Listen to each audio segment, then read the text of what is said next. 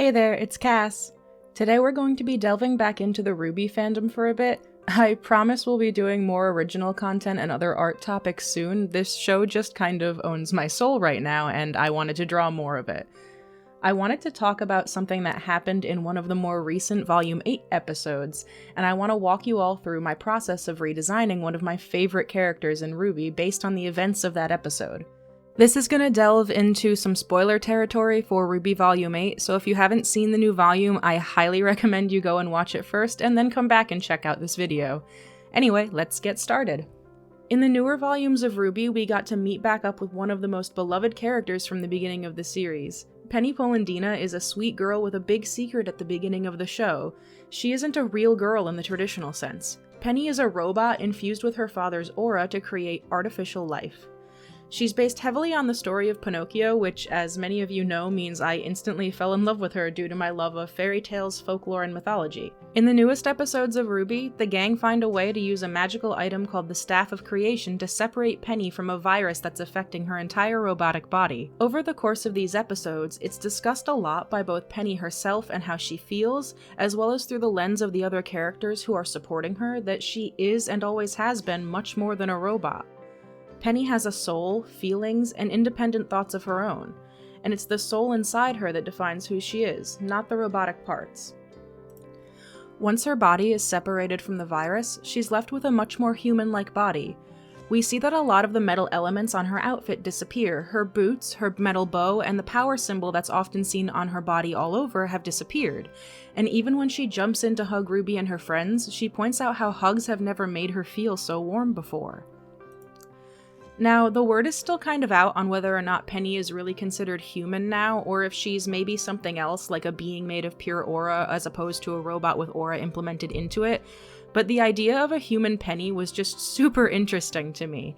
I wanted to take a crack at designing what I thought she'd look like if that were the case. And since a lot of her previous design elements leaned very heavily into being inspired by the fact that she was a robot, I wanted to change a lot of things around.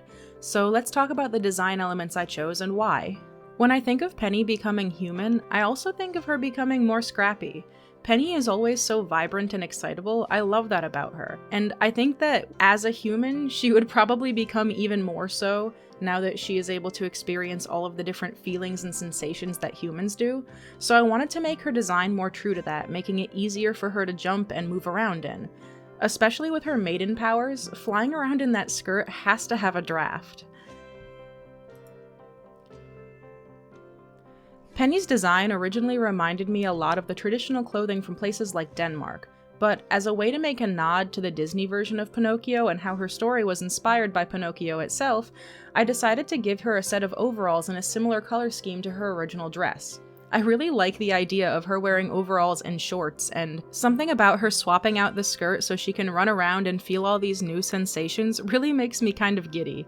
Honestly, Penny, you deserve all the happiness in the world. I love her so much. Anyway, one of the other things that I really took a look at was Penny's hair, which has changed a few times throughout the series.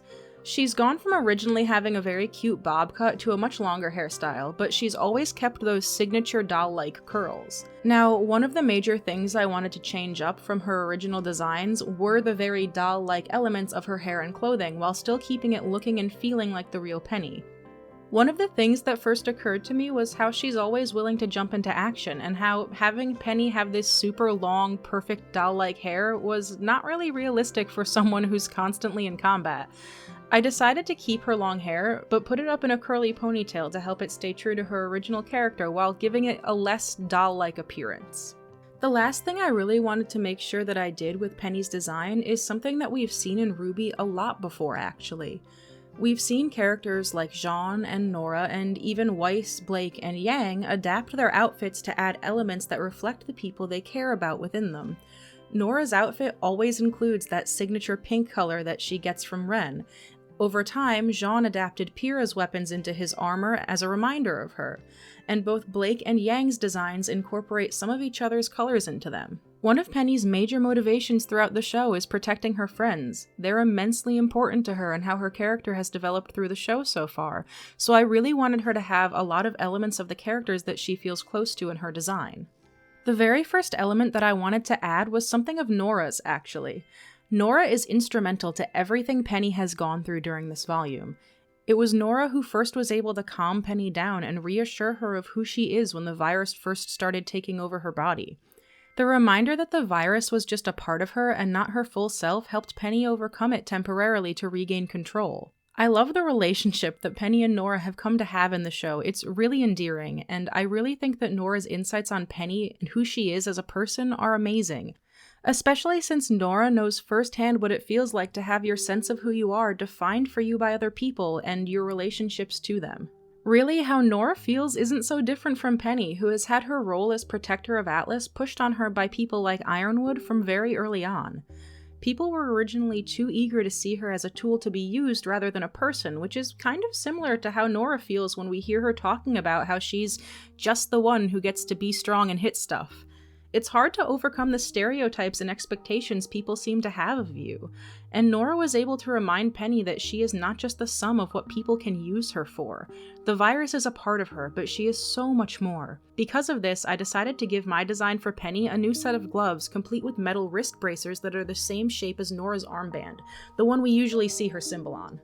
The next element that I decided to add that took inspiration from another character was from Yang, as Penny became much closer with the entirety of Team RWBY in general over the course of this arc, as well as simply from a design perspective. As a side note, it's also an interesting thing to think about that you could absolutely picture Weiss being the one to convince Penny to put her hair into a ponytail for the first time.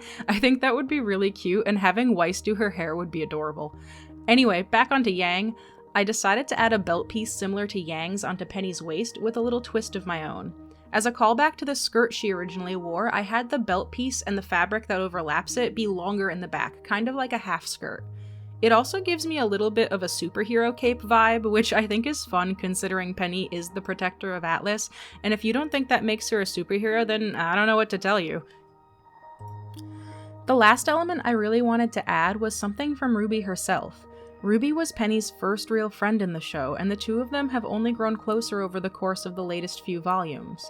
I think that RWBY is to thank for a lot of Penny's determination to always do good and to act on doing the next best thing for the people around her. Their relationship is incredibly endearing, and that first scene that we see in Volume 7 where Penny rushes RWBY while yelling salutations is like the purest thing that I've ever seen in my life. Also, I see you nuts and bolts shippers. Anyway, the element from RWBY's outfit that I decided to put a twist on was her boots. RWBY has these really cool looking steel-toed boots in Volume 8 that I've always loved, and I decided to give them a similar look on Penny's design. Penny's are actually gold-plated to match her color scheme more, and I decided to make them fit her aesthetic more by adding signature bows into the top of her shoe as well. I also added in something that's a callback to the original concept art for her Volume 1 design. Her boots were originally these very Vocaloid-inspired looking things. They reminded me a lot of the V3 Rin and Len designs that we see in Vocaloid, and her original design had these lacy ends to the boots. I really enjoyed that, and I decided to give her thigh-high stockings to help bring that element back into her design, minus the more high-tech robot-looking parts. But that's pretty much it for how I designed this new version of Penny. I really enjoyed the new RWBY volume. I'm sorry I'm talking about it so much in my recent videos. I promise we're gonna get on to some other topics soon, but I wanted to talk about this in terms of how you can go about redesigning a character when you have all of these other elements available to you. And I think that this was a really fun little side project because I enjoy designing characters more than anything else. It is my favorite part of making comics and working on projects, so I hope you guys all really enjoyed this video, and let's take a look at the final product.